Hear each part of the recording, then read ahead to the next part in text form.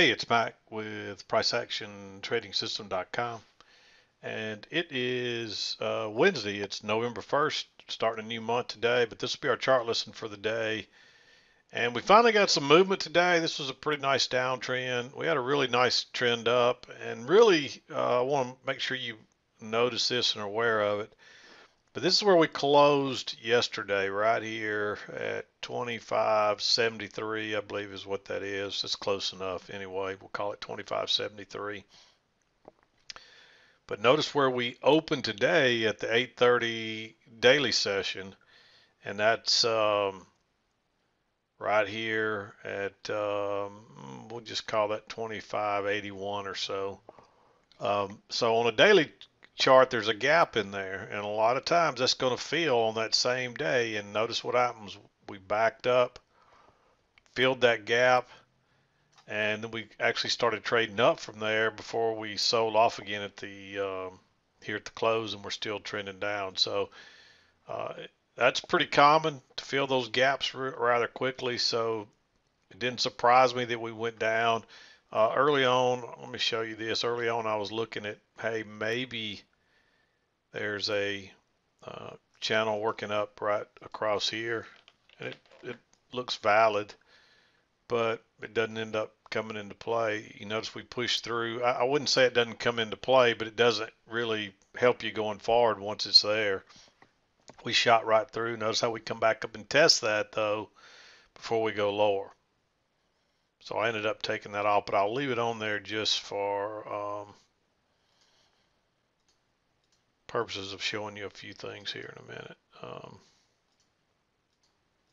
A lot of times I'll take stuff off as the day progresses. I generally don't take off the main stuff here simply because I don't want to put it back on again later in the day when I do the chart lesson. But if something does not in play any longer, it doesn't add to the day too much, I'll probably take it off like that. I took it off, but I wanted to put it back on just because I wanted to show you a couple things when we get to that point. So, but anyway, let's talk about the trades. And there's I wanted to read an email to you. I'll try to do that, and then we'll wrap the day up.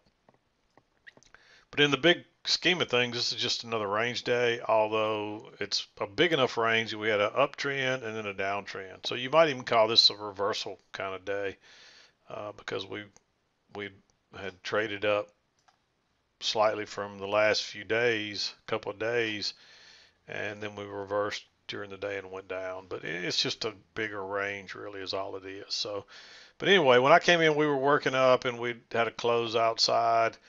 And if this would have been around 7 o'clock, I would, if I were trading, I'd like to take that trade, but it came at an odd time. What I can't remember. That came at 6 in the morning. I wasn't here yet, but we're working down. Then we come back, and this is really your signal bar here. But you're probably going to get another leg down, and you're probably coming back to at least the EMA. But you've had a break and a new high. So you may get another trend down. It could be that you're looking at another trend here, and that fits pretty nicely as well.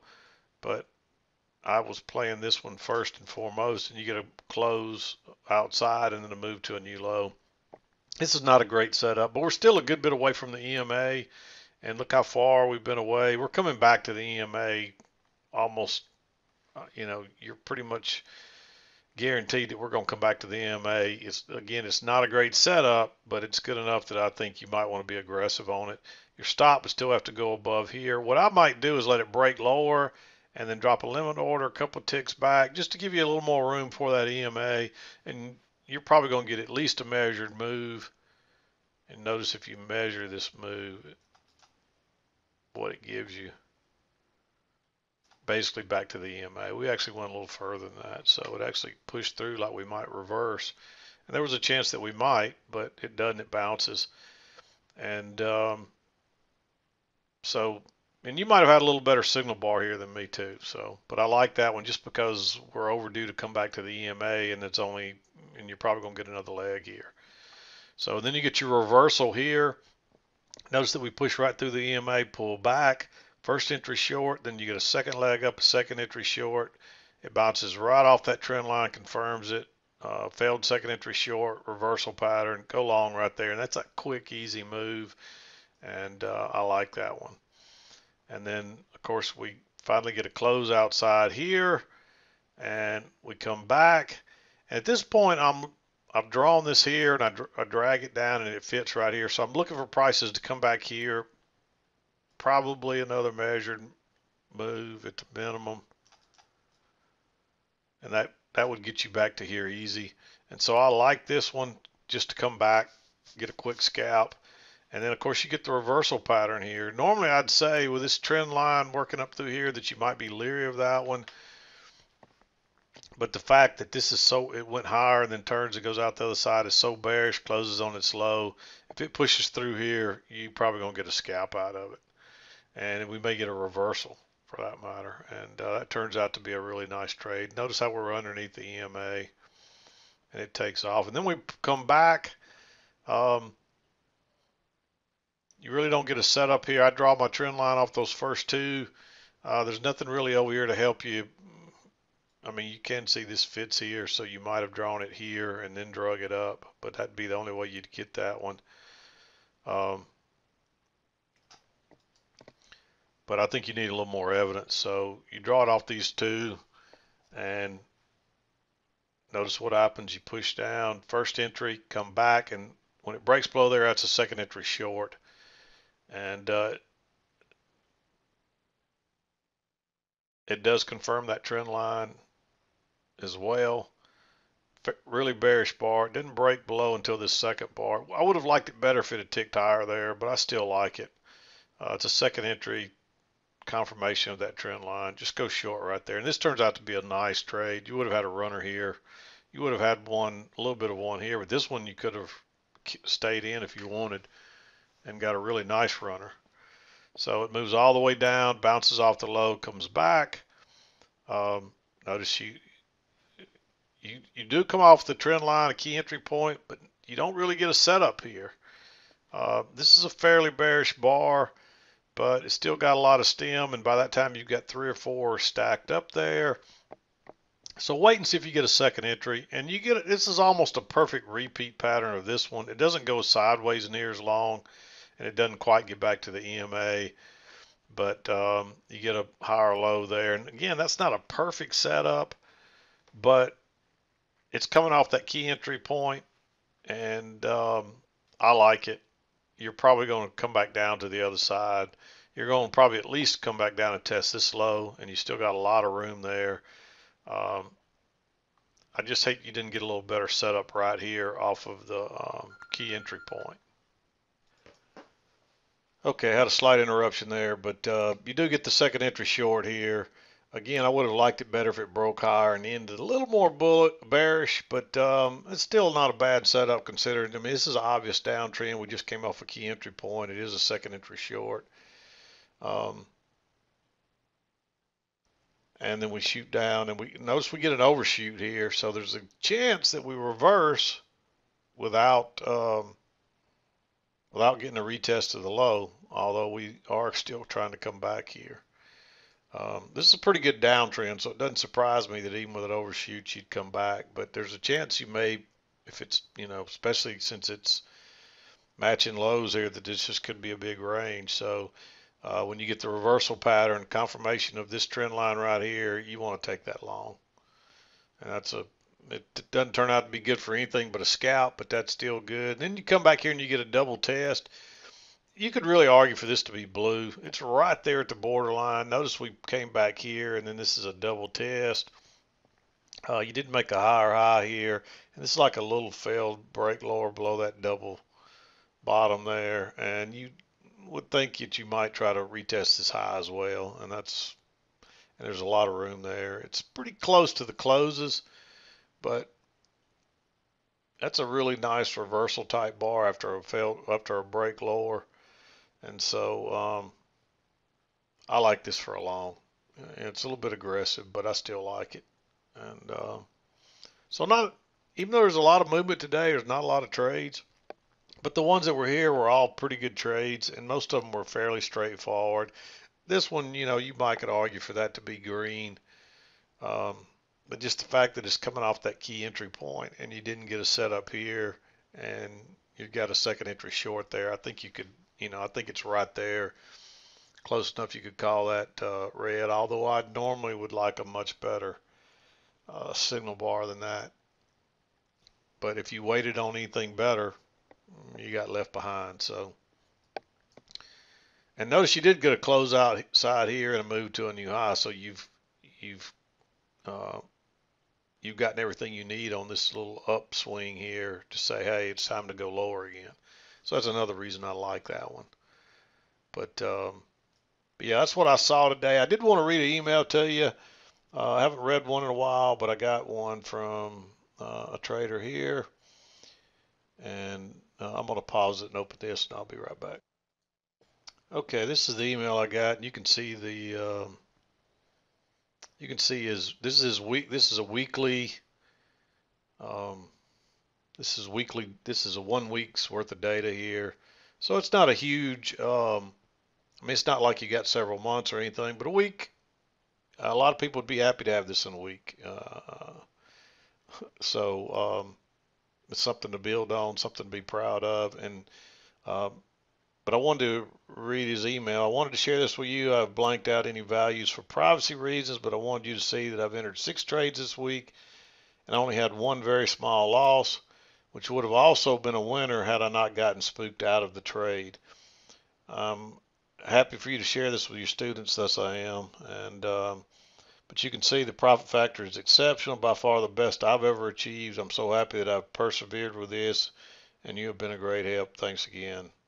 Um, so anyway, you can see he had,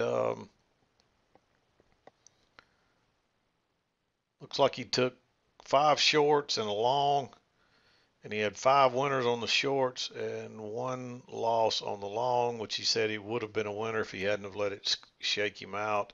And that's why I always tell people, put your stop where it goes and don't monkey with your trades. Maybe when you get, I mean, honestly, it's been my experience that I'd never get it right. If I think I should exit and I don't, I usually get stopped out. And if I think I should hang on and I don't exit, I usually get stopped out. So it's so hard to get it right. So what you want to pick one way or the other and do the same thing every time.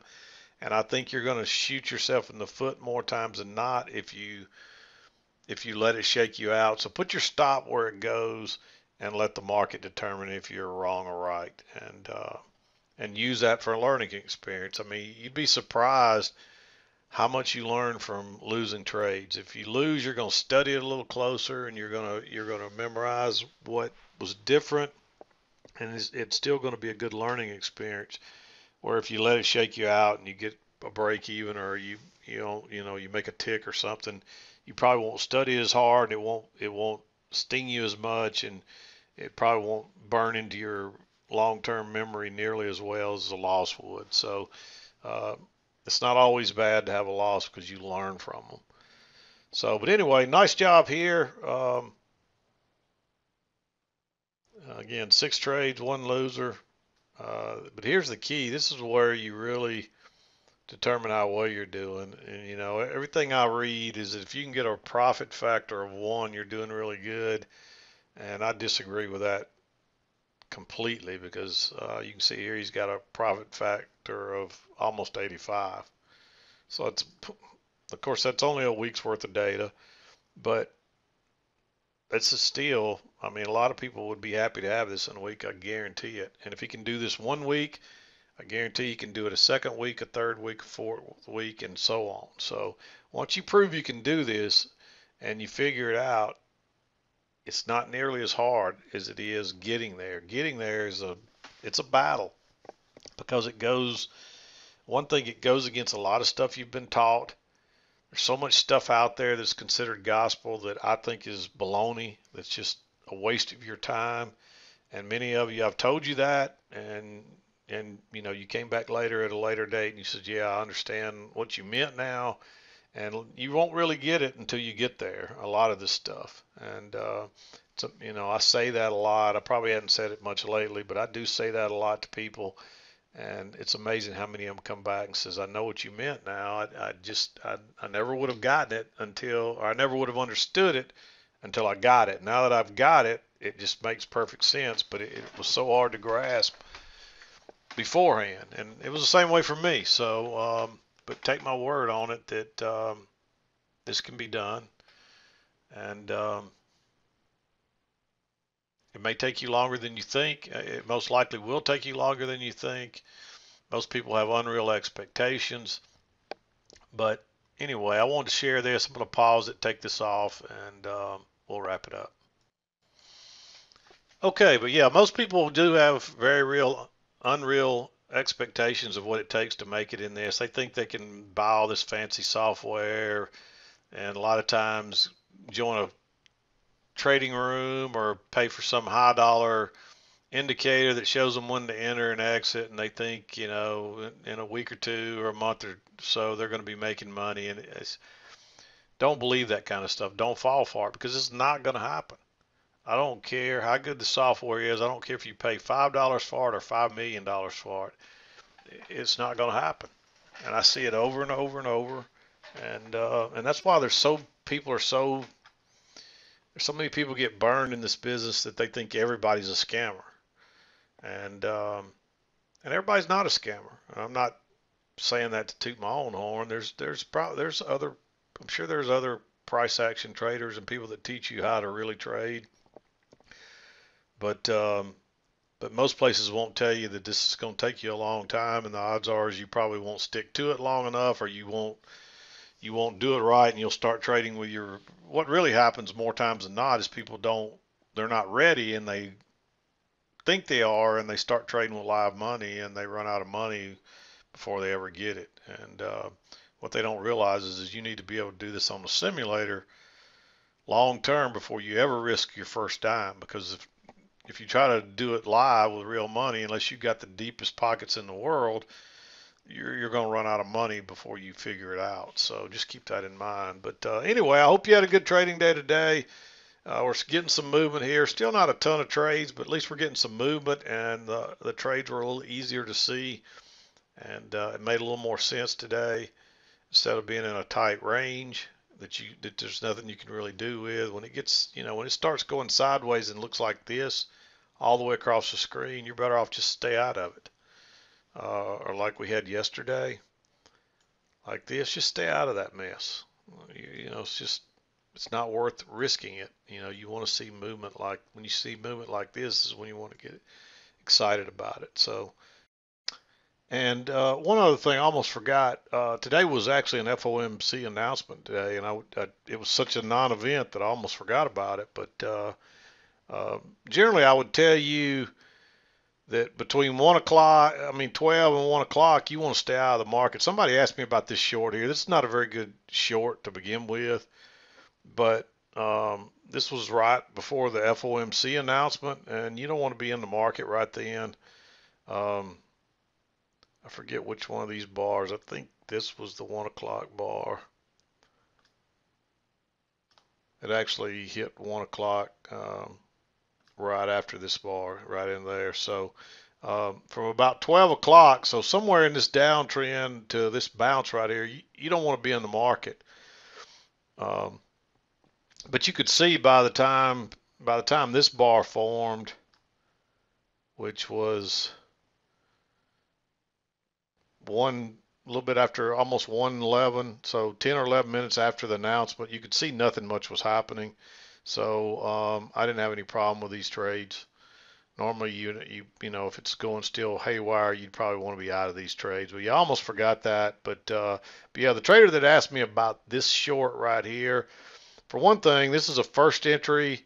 We're not back to the key entry point. It's look at all the bars stacked up there.